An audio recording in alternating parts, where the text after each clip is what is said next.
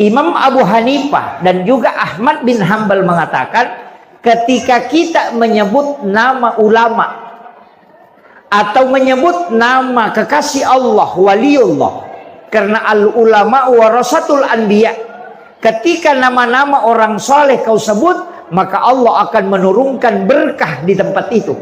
Jadi ya kau angka asat tahu orang soleh, para alim ulama seperti Guru Kiai Haji Muhammad Tahir, Imam Lapiau disebut namanya, maka Allah akan menurunkan barakah di tempat itu. Kenapa? Karena al ulama warasatul anbiya. Kemudian wali adalah kekasih Allah. Ketika kekasih Allah disebut namanya, maka pasti Allah akan menurunkan pintu-pintu barakahnya. Apatah lagi ketika Rasulullah yang disebut namanya, dia adalah simpul barakah yang ada di muka bumi.